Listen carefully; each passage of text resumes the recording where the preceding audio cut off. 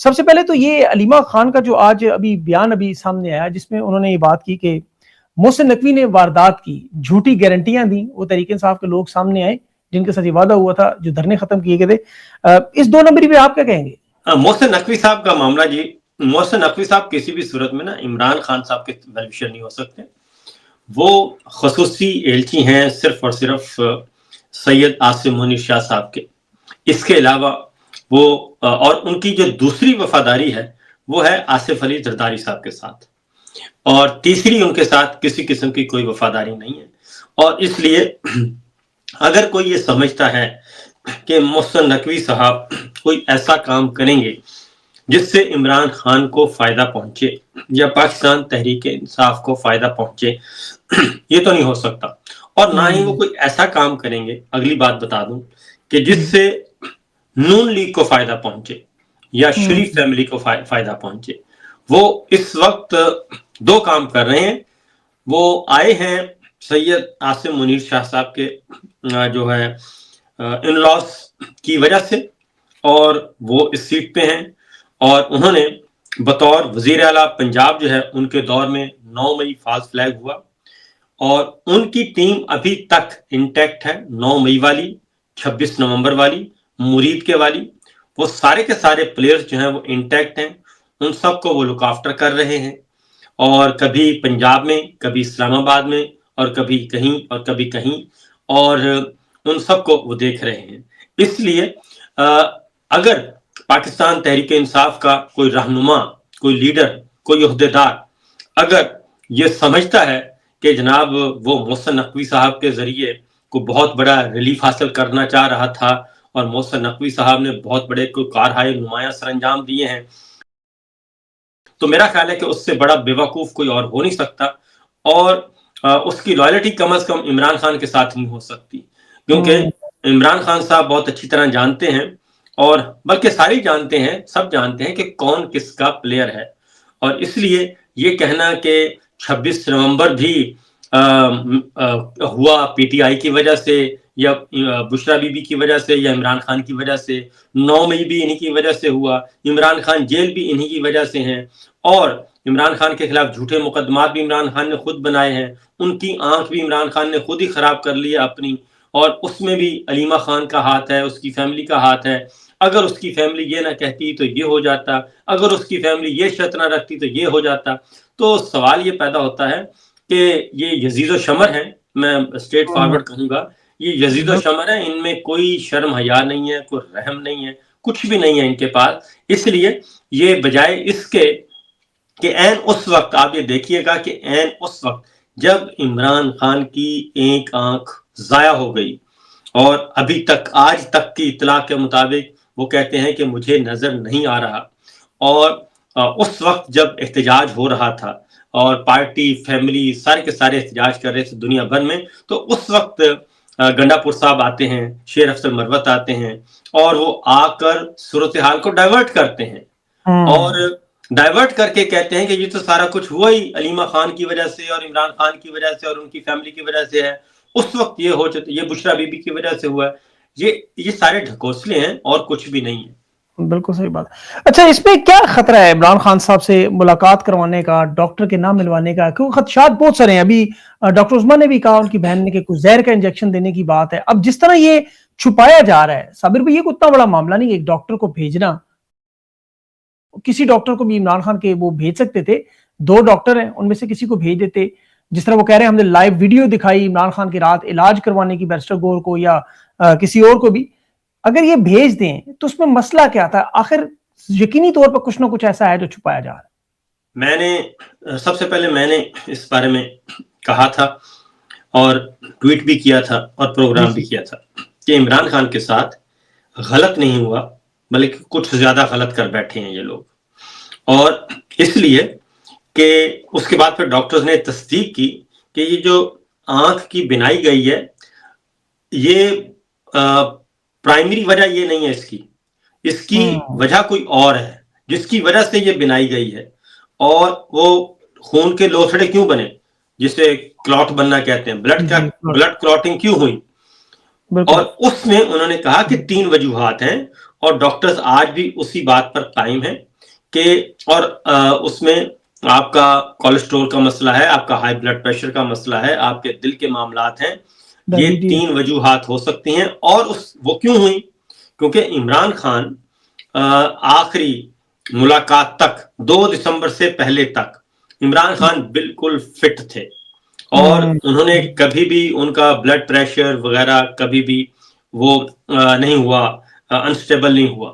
ان کا blood pressure ایک normal range میں رہتا ہے. ہر چیز اس کی وجہ ہے کہ عمران خان بہت زیادہ ایکسرسائز کرتے ہیں اور اپنی ڈائٹ پہ بہت زیادہ توجہ دیتے ہیں, اور وہ اپنے پیسوں سے ادھر اپنا کھانا پینے کا انتظام کر رہے ہیں. تو ان کی ڈائٹ بہت اچھی ہے, اور اس کے ساتھ ان کے یہ بڑی سادہ سی, صابر بھی بڑی سادہ سی. ابھی رمضان میں پتہ چلا کہ سادہ خوراک کھانے سے کتنا جسم بہترین رہتا ہے. یہ مرغن غذاؤں سے بھائی, اور جتنا وہ کھاتے ہیں اتنی زیادہ ایکسرسائز کر کے اس کو کر لیتے ہیں جی, ڈیزالو بھی کر لیتے ہیں. تو معاملہ بڑا سمپل سا ہے. اور ہم اس وقت بھی دیکھتے تھے جب پرائم منسٹر تھے, تب بھی وہ ایکسرسائز بہت زیادہ کرتے تھے. جب یہ ساری چیزیں موجود ہیں, ان کا میڈیکل ریکارڈ موجود ہے, ان کو کوئی پرابلم نہیں, تو اچانک یہ کیا ہوا؟ 2 دسمبر کو پہلی دفعہ ڈاکٹر عظما نے بتایا تھا کہ عمران خان صاحب آج غصے میں تھے, اور اس کے بعد پھر ایک بیانیہ بنانے کی خاص کوشش کی گئی, جس میں انجینئر مرزا استعمال ہوئے, اور ایک تو اور بندے استعمال ہوئے کہ جی ان کے وہ اونچا اونچا بہت بولتے ہیں, وہ شاؤٹ کرتے ہیں. یہ ایک خاص. پھر اس کے بعد DGISPR آ گئے, پھر انہوں نے آنکھ مار کے کہا ذہنی مریض. بالکل. اور یہ وہ حرکتیں ہیں جو یہ سارے کا سارا بنانے کی کوشش کر رہے تھے کہ عمران خان صاحب جو ہیں اب نارمل نہیں ہے. تو اس کی وجہ یہ ہے کہ ان کو پتا تھا کہ کیا ایسا کیا گیا ہے کہ ان کے اندر یہ تبدیلیاں آ گئی ہیں. اور اس میں سوال یہ بنتا ہے کہ یہ کیا وہ عمران خان کا جو جملہ تھا ذہنی مریض کا, وہ تکلیف پہنچا گیا کہ جس کے بعد بدلہ لیا گیا, یا یہ نوٹیفیکیشن کے بعد آل شریف کی طرف سے جو فرمائشیں تھیں, نوٹیفیکیشن جس وقت رکا ہوا تھا, اور یہ سارا معاملہ تھا کہ عمران خان کو فکس کرنا ہے, مریم نواز کے بیانات آئے تھے, یہ وجہ تھی؟ میں آپ کو بھی اور عمران خان کی فیملی کو بھی ہم یہ کہیں گے, خاص طور پہ ان کی فیملی کو کہیں گے کہ DGISPR کی 5 دسمبر کی پریس کانفرنس سن لیں غور سے, اس کو بار بار سنیں. اس میں بہت کچھ بتایا جا چکا ہے. اس میں انہوں نے آنکھ مار کے ذہنی مریض بھی کہہ دیا, اور ملک دشمن بھی کہہ دیا, اور انہوں نے فتنہ بھی کہہ دیا, فساد بھی کہہ دیا. جب یہ سارا کچھ کہہ گیا, اور پھر ایک بات اس میں منصور علی خان نے سوال کیا, انہوں نے کہا جی یہ تو آپ ماضی میں بھی کہتے رہے ہیں, محترمہ فاطمہ جناح, نواز شریف صاحب, شہباز شریف صاحب, زرداری صاحب, تو آپ سب کو کہتے رہے. کہتے نہیں, ہم نے اس کے بارے میں جو کہا ہے وہ پہلے کبھی نہیں کہا, یہ ہے ہماری پالیسی. تو اس لیے 5 دسمبر 2025, اور وہ دن کون سا دن تھا؟ جس دن 5 سال کی ایکسٹینشن ہوئی تھی. اس دن نوٹیفیکیشن وصول ہو چکا تھا. بالکل. After retirement chief of defence forces کا 7 دن کی ریٹائرمنٹ کے بعد پہلا آرمی چیف کا ہوا تھا نوٹیفیکیشن, وہ 3 دن کی ریٹائرمنٹ کے بعد ہوا تھا, اور یہ والا ہوا ہے 7 دن کی ریٹائرمنٹ کے بعد چیف آف ڈیفنس. 5 دسمبر کی پریس کانفرنس تھی, وہ ایک فاتحانہ پریس کانفرنس تھی, اور اس میں بتا دیا گیا تھا کہ جناب اب ہم یہ کریں گے. تو وہ کچھ ہو رہا ہے. اس لیے مجھے تو کوئی ڈاؤٹ نہیں ہے, اور کسی اور کو ڈاؤٹ ہے تو وہ میرا خیال ہے اس سے وہ پریس کانفرنس ضرور سن لینی چاہیے. تو اس میں آنکھ بھی ماری گئی تھی, مطلب آنکھ کی طرف ذرا اشارہ بھی دے دیا انہوں نے. جی آنکھ مار کے کہا تھا. افسر کومل نے تو سوال کیا تھا نا نارمل, کہ جناب آپ نے اینٹی اسٹیٹ بھی کہہ دیا, یہ بھی کہہ دیا, تو آنکھ مار کے کہتے ہیں ذہنی مریض بھی کہا ہے, ذہنی مریض بھی کہا ہے. ٹھیک ہے نا. تو یہ چیز جو ہے نا, اس کو آپ نوٹ کر لیں. اور اس دن کی پریس کانفرنس میں کچھ بھی نہیں کہتا, عمران خان صاحب کی فیملی اس دن کی پریس کانفرنس لے, اسے سنے, اور وہ کسی بھی اچھے سے وکیل کے حوالے کر دے, اور دودھ کا دودھ اور پانی کا پانی اس میں سے نمایاں ہو جائے گا کہ یہ کہانی کیا ہے. پھر ایک بات, اگلی بات میں آپ کو بتاؤں کہ یہ جو بار بار چیزیں چھپائے, پہلی میڈیکل رپورٹ آپ دیکھ, میڈیکل رپورٹ تو خیر دے نہیں, ED PIMS کا پہلا سٹیٹمنٹ آپ دیکھ لیں. جب فرسٹ انجیکشن دیا گیا تو وہ کیا تھا, اس میں تھا کہ جی آئے, ان کو لایا گیا 20 منٹ اور 20 منٹ وہ جو ٹریٹمنٹ کیا گیا اور واپس بھیج دیا گیا, صرف آنکھ کا ذکر تھا. آج جو سٹیٹمنٹ ایشو ہوئی ہے اس میں کیا ذکر ہے؟ اس میں ذکر ہے کہ جناب ان کی ای سی جی بھی کی ہے, ایکوگرافی بھی کی گئی ہے, اور ان کے باقی ٹیسٹ بھی کیے گئے ہیں, ان کو فزیشین سے بھی ڈسکشن ہوئی ہے. تو اس کا مطلب ہے آنکھ کے ساتھ ساتھ مسائل اور بھی آج ایڈریس ہوئے ہیں, اور یہی بات ڈاکٹر عاصم یوسف کہہ رہے ہیں, ڈاکٹر خرم کہہ رہے ہیں, ڈاکٹر فیصل سلطان کہہ رہے ہیں, اور ہمارے یہاں بہت سارے ڈاکٹرز کے ساتھ ہم نے براہ راست بات کی, میں نے بات کی, عمران ریاض بھائی نے بات کی, اور نجم باجوہ نے بات کی. ہم خود بنفس نفیس ان سے ملے ڈاکٹرز کے, انہوں نے بتایا کہ بھائی یہ بیسک ایشو نہیں ہے, اور اس میں جو بنائی گئی ہے, انہوں نے اگلی بات بتائی کہ بنائی گئی ہے وہ علاج ڈیلے کرنے کی وجہ سے گئی ہے. جتنا زیادہ اس میں ڈیلے کریں گے اتنی ہی زیادہ یہ آپ کی آنکھ ڈیمیج ہوئی ہے اور بنائی گئی ہے. اور اگر ای ڈی پیمس کا پہلا سٹیٹمنٹ پڑھ لیں تو اس میں انہوں نے کہا کہ عمران خان ان دا ریسنٹ پاسٹ, یعنی وہ مستقبل قریب میں کئی دفعہ شکایت کر رہے تھے اپنے اس تکلیف کی, ٹھیک ہے. اس کے بعد پھر پہلے کھیلتے رہے جیل میں, اور جیل کے اندر کوشش کرتے رہے بادشاہ سلامت کے وہیں ٹریٹمنٹ ہو. تو یہ بڑی سمپل سی بات ہے کہ یہ باقاعدہ طور پہ ایک نیگلیجنس ہے اور مجرمانہ غفلت نہیں بلکہ مجرمانہ فیل ہے جو یہ کیا گیا ہے. بالکل. اچھا, اس میں پی ٹی آئی کو بھی ظاہر جو قیادت تھی یا تحریک تحفظ آئین, محمود اچکزئی صاحب ہیں, علامہ راجہ ناصر, دونوں کریڈیبل بندے, دونوں کو خان نے ذمہ داری بھی مذاکرات اور احتجاج کی دی.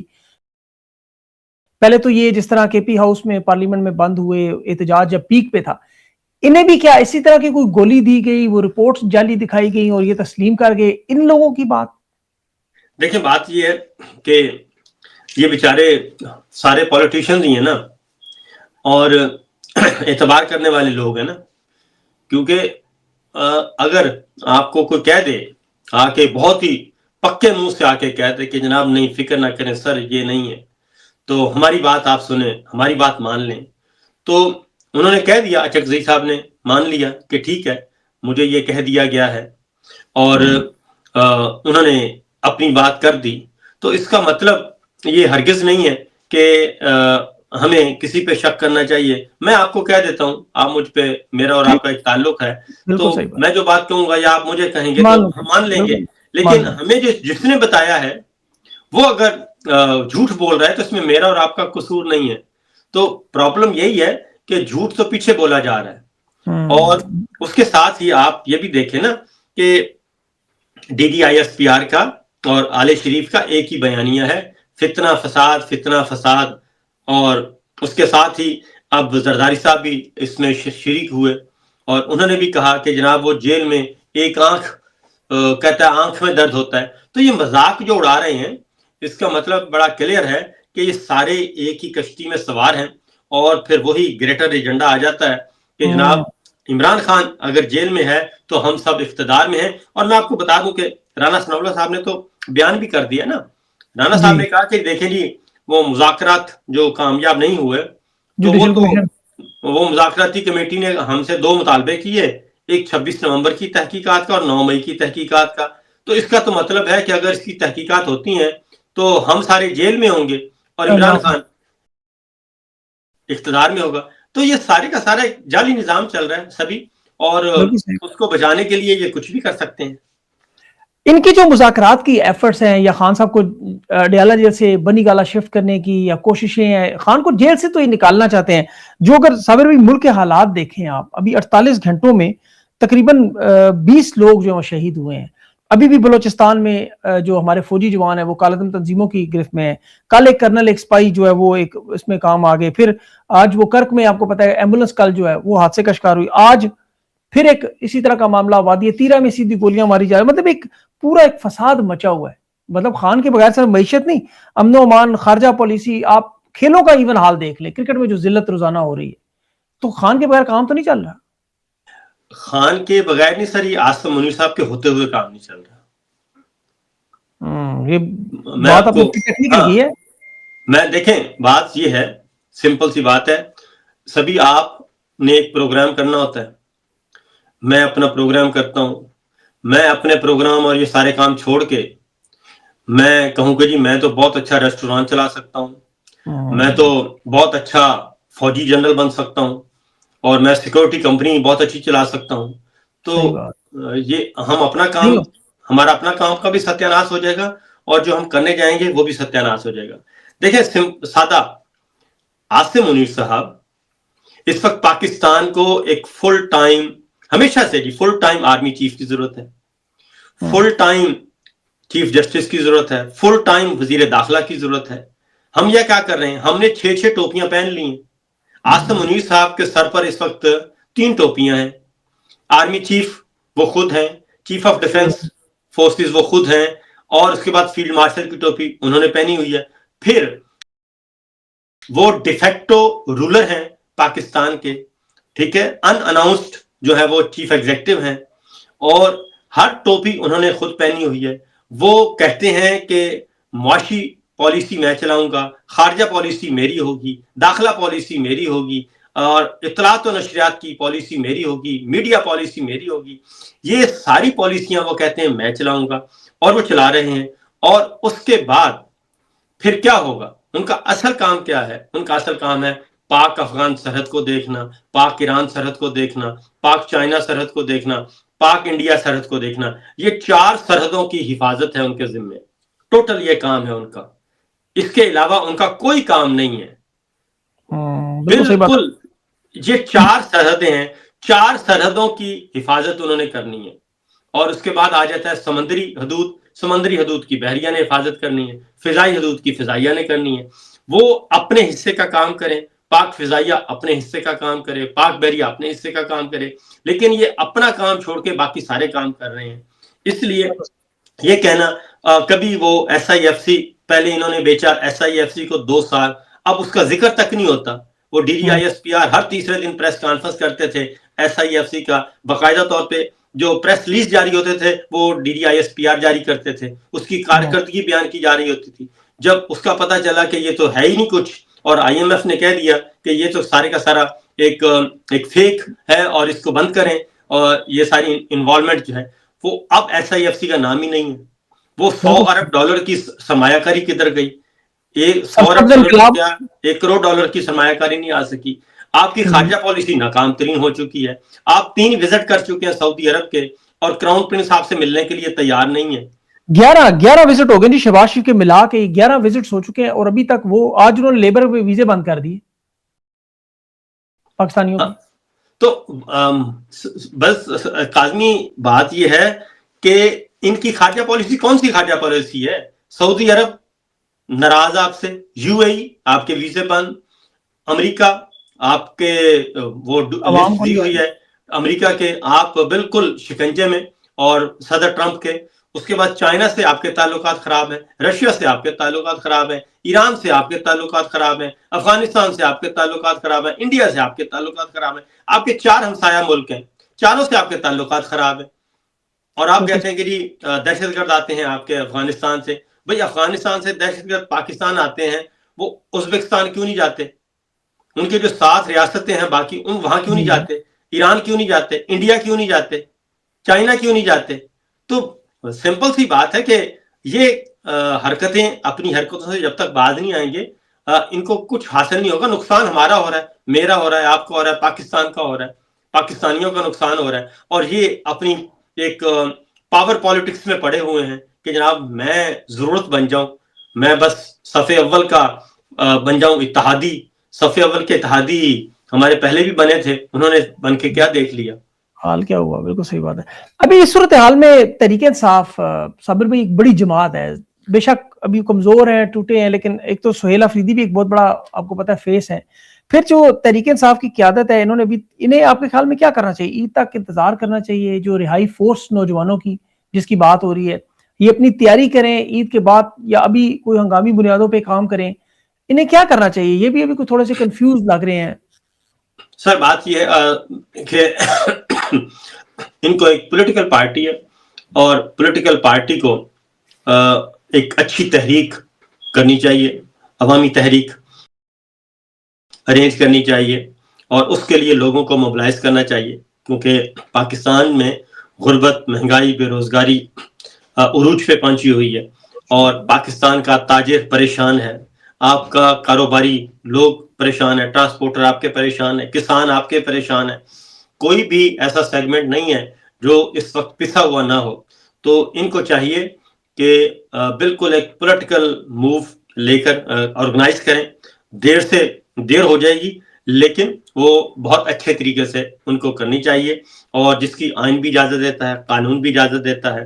اور اگر یہ پبلک کو انوالو کرتے ہیں، عوام کو ساتھ ملاتے ہیں، ٹریڈ یونینز کو ملاتے ہیں، ٹرانسپورٹرز کو ملاتے ہیں، کسانوں کو، طلبہ کو، وکلا کو، میڈیا کو، یہ سب ان کو مل کر یہ کام کرنا چاہیے. یہ صرف اب مسئلہ ایک اور بات بتا دوں کہ یہ صرف پی ٹی آئی کا ایشو نہیں ہے.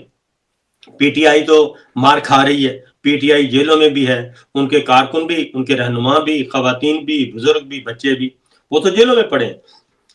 مسئلہ پی ٹی آئی کا نہیں ہے، مسئلہ ہے پاکستان کا. یہ جس طرف پاکستان کو بند گلی میں لے کے جا چکے ہیں، وہاں سے نکلنا، یہ نکل نہیں سکتے، نہ ہی یہ پاکستان کو نکال سکتے ہیں، بلکہ ہم سب کو مل کر انہیں نکالنا پڑے گا. آپ یہ دیکھیں کہ بنگلہ دیش میں شیخ حسینہ واجد بنگلہ دیش کو کہاں پہنچا دیا تھا اس نے، ٹھیک ہے، اور اب وہاں پہ کیا صورتحال ہے. ٹھیک 1 سال پہلے وہاں پہ جو عروج تھا حسینہ واجد کا پوری دنیا میں، وہ 10 دن کے اندر اندر ختم ہو گیا. اور وہاں حسینہ واجد نے بھی ایسے ہی مظالم کیے ہوئے تھے جو یہ کر رہے ہیں، کم مظالم نہیں تھے، انہوں نے بھی سب کچھ قابو کر لیا تھا. تو وہاں پہ پھر یہی مسئلہ نکلا کہ حسینہ واجد کو نکال دیا گیا اور ملک بچا لیا گیا. بالکل. $9 ارب ابھی انہوں نے بنا لی ہے، $9 ارب نگران حکومت نے ان کی بنا لی ہے. اندازہ کریں نہ کوئی اس لیے کہ حرام خوری نہیں نہ کی، حرام خوری نہیں کی. ہم کیا کر رہے ہیں؟ ہم تو جہاز خرید رہے ہیں، اور جہاز پہلے ایک جہاز، پھر دوسرا، پھر تیسرا. اور جہازوں پہ اگر کوئی سٹوری کرے، خبر دے، تو ان کی تصویروں کا شرعی جائزہ لیا جاتا ہے اس کا کہ یہ تصویریں جو ہیں وہ شرعاً درست ہیں یا نہیں ہیں. میں آپ سے ایک بات پوچھتا ہوں، یہ بالکل ایسے ہی ہے کہ یہ معاشی طور پہ یہ ریپ کر رہے ہیں پاکستان کے ساتھ، پاکستان کی اکانومی کے ساتھ، ٹھیک ہے. اور ان سے جب پوچھا جاتا ہے کہ بھی آپ یہ ریپ کیوں کر رہے ہیں پاکستانی معیشت کے ساتھ، پاکستان کے ساتھ یہ کھلواڑ کیوں کر رہے ہیں، تو یہ کہتے ہیں کہ آپ نے ہماری تصویریں صحیح نہیں لگائیں. ٹھیک ہے، یہ کہتے ہیں آپ نے ہماری تصویریں صحیح نہیں لگائیں. تو یہ ایسے ہی ہے جیسے مجرم سے پوچھا جائے، عدالت میں فائل کیا جائے کیس کہ جناب یہ آپ کے کرتوت ہیں، یہ آپ نے حرکتیں فرمائی ہیں، تو مجرم جو ہے وہ جج صاحب کو کہے اور وکیل استغاثہ کو کہے کہ یہ دیکھیں جناب اس نے میری تصویریں، پرائیویٹ تصویریں انہوں نے لے لی ہیں. یہ حرکتیں یہ کر رہے ہیں. اور کل سے میں دیکھ رہا ہوں کہ ایک طوفان بدتمیزی ہے کہ تصویروں کا جائزہ لیا جا رہا ہے. او بھائی جواب تو دے دیں، تصویریں ٹھیک ہے جی غیر شرعی ہو گئیں، مان لیا، لیکن آپ یہ تو بتا دیں کہ جہاز کیوں خریدے، کن پیسوں سے خریدے، اور وہ اظہر صدیق صاحب نے جو نوٹس بھیجا ہوا قانونی، اس کا جواب دے دیں. بالکل. اور ویسے بھی ابھی یہ تو اسرائیل کی کمپنیوں کے جہاز، جن کی آپ کو پتا ہے لوگ پیپسی، کولا اور یہ چیزیں ہم لوگوں نے بائیکاٹ کی، انہوں نے جا کے ڈائریکٹ جہاز ہی خرید لیا وہاں سے. اور اس جہاز کے بھی اب وہ آپ کی تصویر پہ تو غصہ کر کے تھے، وہ 2 جہاز اور ایک چھوٹا بیبی جہاز. وہ بیبی جہاز کیا تھا ویسے؟ سر وہ دیکھیں نا، بیبی جہاز کیا ہے، ساری پورے کا پورا ٹولہ ہی ہے نا. یہ جہاز میرا ہو گیا، یہ جہاز میرا ہو گیا. بچے نے کہا کہ مجھے بھی چھوٹا جہاز چاہیے، تو اس کو چھوٹا جہاز لے دیا. بالکل، گاڑیاں اور ٹھیک ہے نا جی. بات وہی ہے کہ یہ خاندانی نظام چل رہا ہے، اور یہ 2-3 خاندان ہیں، 2-3 خاندان مل کر خوب عیاشیاں کر رہے ہیں اور موجیں کر رہے ہیں. اور جب ان سے پوچھا جاتا ہے کہ بھائی آپ نے چلیں یہ جہاز خرید لیا تو 10 ارب روپے کا آپ نے پی آئی اے بیچ دیا، جس میں 38 جہاز تھے، وہ آپ نے 10 ارب روپے کا بیچا، اور 10 ارب روپے کا ایک جہاز لے لیا، کوئی 14-15-20 ارب روپے کا دوسرا جہاز لے لیا، جدید ترین جہاز لے لیے کیونکہ پرانے ہو گئے تھے. تو بھائی کہتے ہیں جی یہ 25 سال پرانا تھا، 20 سال، تو غربت بھی 25 سال پرانی ہے، مہنگائی بھی پرانی ہے, بے روزگاری بھی پرانی ہے, تو اس کو بھی ذرا ٹھیک کر دیں, اس پہ ویسے لگا دیں. وہ تو نہیں کیا.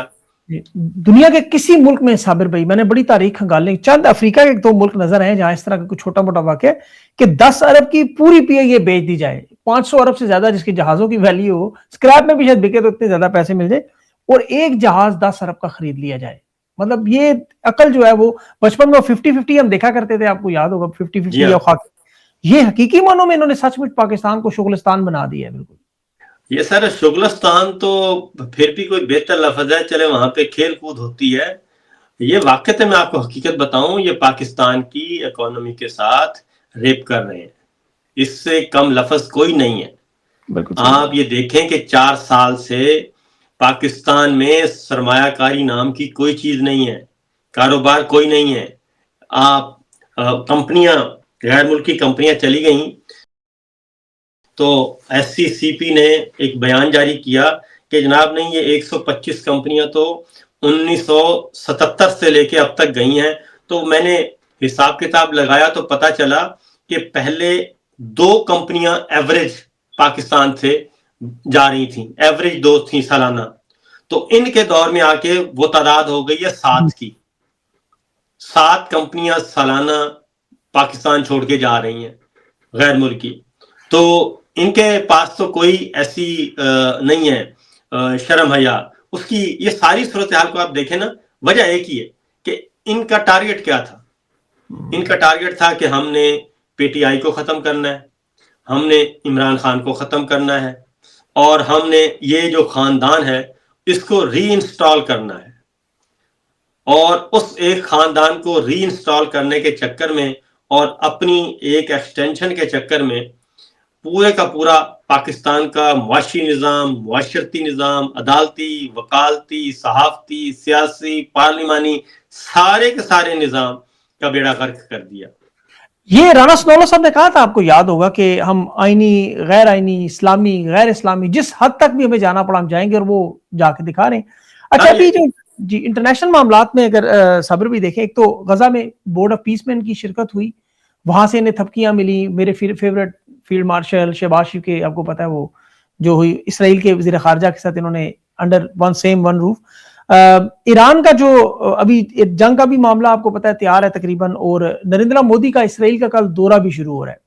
اب یہ سارے معاملات آپ کو کیسے لگتا ہے کہ بلوچستان میں جو ہو رہا ہے, آزاد بلوچستان کے ہر بیار مری کا آپ نے دیکھا ہوگا پورا آرٹیکل بھی, یہ ساری چیزیں اگر جوڑی جائیں تو انہیں خطرہ نہیں ہے کہ خدا نخواستہ پاکستان کا ایک حصہ بلوچستان یا خیبر پختونخوا خدا نخواستہ علیحدہ ہو سکتا ہے, کچھ ایسا معاملہ ہو سکتا ہے, انٹرنیشنل سازش تو چل رہی ہے. یہ پاکستان اس طرح ہی پہلے بھی 2 ٹکڑے ہوا تھا, ایسے ہی ہوا تھا. پاکستان میں آپ اس وقت کے اخبارات دیکھ لیں, ایک دن پہلے تک ہماری اس وقت کی فوجی قیادت کہہ رہی تھی, اور ڈھاکہ میں بیٹھ کر بھی اور ادھر اسلام آباد میں بیٹھ کر بھی اس وقت کی فوجی قیادت کہہ رہی تھی کہ ہم لڑیں گے, اور کچھ بھی نہیں ہے, یہ سارا بکواس ہے, جھوٹ ہے. اور ٹھیک 24 گھنٹے کے بعد ہتھیار ڈالے جا رہے تھے. تو یہ ان کے پاس نہ عقل ہے اور نہ ہی ان کے پاس ول ہے. یہ جب آپ ایک جعلی نظام کے ذریعے, ایک فیک نظام کے ذریعے, جعلی حکومت کے ذریعے آپس میں بندر بانٹ کر کے اور بند کمروں میں بیٹھ کے اپنے آپ کو عقل کل سمجھ کر یہ فیصلے کریں گے اور کلیکٹیو وزڈم آپ اپلائی نہیں کریں گے, اس وقت پھر یہی ہوگا. کیونکہ ادارے کیوں بنائے جاتے ہیں, ادارے سول ہوں یا فوجی ادارے, وہ کیوں بنائے جاتے ہیں؟ وہ اس لیے بنائے جاتے ہیں, ادارہ جاتی اپروچ اور سوچ کیوں اپلائی کی جاتی ہے؟ اس لیے کہ اگر کوئی مشکل وقت آئے تو آپس میں سارے سر جوڑ کر بیٹھیں اور بیٹھ کر اس دباؤ کا مقابلہ بھی کریں اور اس دباؤ کو کاؤنٹر کرنے کے لیے اسٹریٹجی بھی بنائیں. اب انہوں نے کیا کیا ہے, انہوں نے عدالتی نظام پورے کا پورا ختم کر دیا, انہوں نے پارلیمان ختم کر دی, اور کیبنٹ اس وقت ربڑ سٹیمپ ہے وہ ختم کر دی. نیشنل سیکورٹی کمیٹی کی کوئی حیثیت نہیں, کور کمانڈرز کی کوئی حیثیت نہیں, کیونکہ وہاں پہ بھی آپ نے صرف سول ادارے ختم نہیں کیے, آپ نے عسکری ادارے بھی ختم کر دیے. اور ایک بہترین ادارہ آپ کا تھا جو 55 ایئر سے کام کر رہا تھا, 52 یا 55 سال سے chairman joint staff headquarter, جس کے ہوتے تھے head chairman joint staff committee, اور ان کے نیچے تھے air chief, naval chief, army chief, strategic force, وہ سارے ہوتے تھے. وہ ایک ڈسکشن کا فورم تھا, وہ ہائیسٹ فورم تھا ملٹری سائڈ کا. آپ یوں سمجھ لیں کہ وہ ملٹری کی پارلیمنٹ تھی, جہاں بیٹھ کے سارے آتے تھے. وہاں پہ ڈی جی آئی بھی آتا تھے, ڈی جی ایم آئی بھی, ڈی جی ایم او بھی, وہاں بیٹھ کے سارے فیصلے کیے جاتے تھے. انہوں نے کیا کیا, انہوں نے کیا یہ کہ 27ویں غیرانی ترمیم کے نتیجے میں وہ chairman joint staff headquarter, chairman joint staff headquarter, وہ سارے کا سارا ہیڈ کوارٹر ہی بند کر دیا.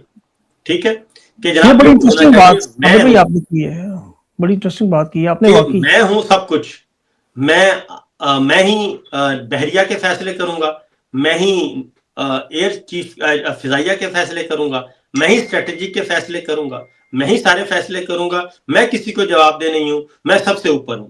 تاحیات استثنا بھی مل گیا, اور تاحیات استثنا لے کے 5 ستارے لے لیے اور 5 ستارے لگوا کے بیٹھ گئے. میں فیلڈ مارشل بھی ہوں, میں چیف آف ڈیفینس فورسز بھی ہوں, میں آرمی چیف بھی ہوں, اور میں کسی کو جواب دہ نہیں ہوں. سی او ساتھ وہ راکٹ فورس کے بھی انچارج ہیں, اس کے ساتھ وہ جو وائس چیئرمین لگانا تھا وہ بھی خود ہی ہے. سارا کچھ بھی نہیں لگا رہے, کچھ بھی نہیں لگا رہے. مسئلہ یہی ہے نا کہ میں نے جواب نہیں دینا. بالکل, یہ واقعی بڑا خطرناک. لیکن صابر بھائی کیا اب رمضان کا مہینہ بھی ہے, لوگ جو دیکھتے ہیں سنتے ہیں ان حالات میں, اور اس وقت ان کی پوری کوشش یہی ہے کہ لوگوں کو مایوس کر دیا جائے. لوگ بالکل کہیں جی اب تو سارا نظام بنا لیا اور ملک خدا نخواستہ آپ کو پتہ ہے تباہی کی طرف بڑھتا جا رہا ہے, تیزی کی طرف. تو لوگ کیا کریں, ایک تو مایوسی کا معاملہ بھی ہے, پھر ان چیزوں سے کیسے نکلیں, کیا کریں؟ یہ چنگاری ہے, ہمارے سامنے ہے. بنگلہ دیش کی مثال ہمارے سامنے ہے,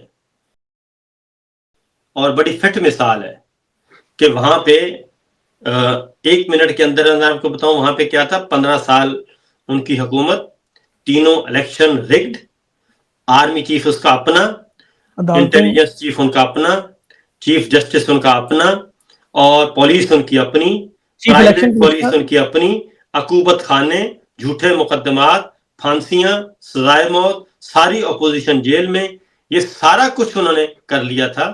حسینہ واجد نے سب کچھ کر لیا تھا, ہر چیز پہ کنٹرول حاصل کر لیا تھا.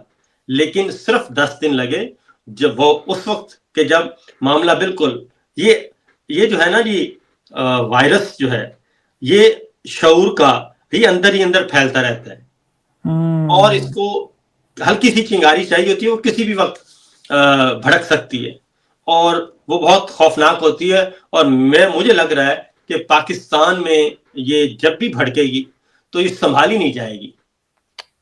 اسی سے ڈر لگتا ہے صابر بھائی کہ یہ اللہ نہ کرے, کیونکہ ظاہر ہے اس میں نقصان پاکستان کا بڑا ہے. وہ شیخ حسینہ نے تو اگلا ناشتہ جا کے ہندوستان میں کر لیا تھا, یہ تو یہاں میاں صاحب آپ کو پتا ہے زرداری سارے بھاگ جائیں گے, ان کو تو وہاں ناشتے بھی ٹھنڈے نہیں ہوں گے, وہاں پہنچ جائیں گے.